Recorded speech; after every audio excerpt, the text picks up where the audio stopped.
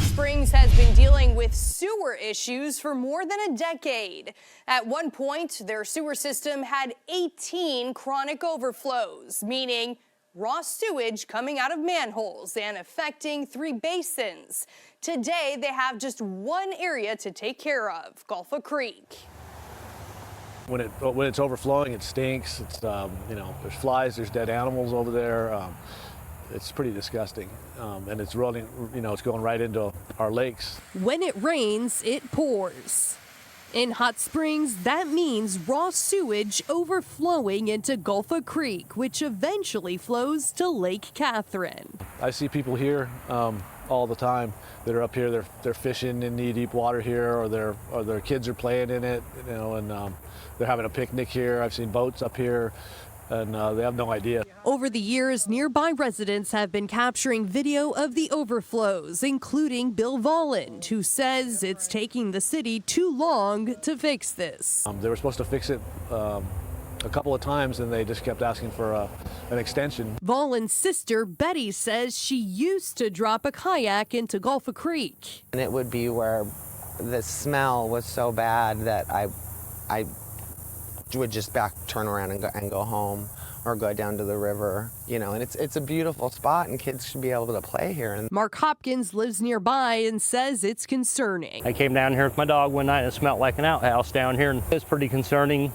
the environmental issues and everything that gets put in the waste, and as far as down the toilet or from the hospitals or morgues or wherever it comes out right here. According to documents 7 on your side obtained from the Arkansas Department of Environmental Quality, Hot Springs has been on consent administrative orders for the last 12 years, citing, quote, numerous complaints of reoccurring sanitary sewer overflows and untreated wastewater being discharged to Gulpha Creek, thence to Spencer Bay of Lake Catherine.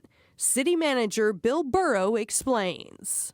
How detrimental has that been for the last decade of having just raw sewage flowing into the basin, and I imagine eventually flows into Lake Catherine?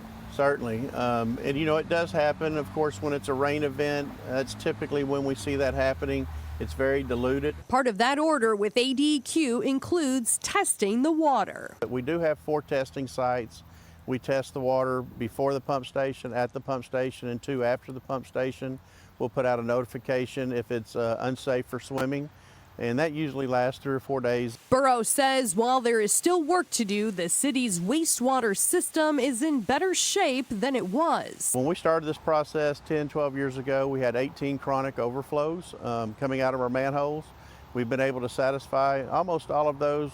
This is one that we're still working on. We call it the $40 million manhole. In addition to updating the current pump station, they will build another. We have our current pump station that we'll be doing a lot of work to, but we're also building a second one. We have one force main currently that leaves the plant. We'll be building 2, one 30-inch and then an additional 24-inch to replace the one that we have here now.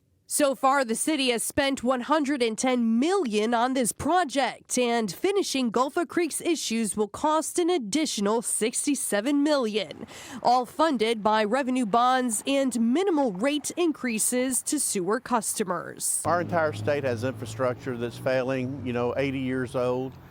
So we're one of the cities that I think that are making those improvements. Next week, the city board will review and approve bids for the sewer lines. Bids for the new pumping station and upgrades to the wastewater treatment plant will open up November 14th. Now, these projects are slated to be done mid-2025 per the consent order, and additional line work has a December 2030 deadline.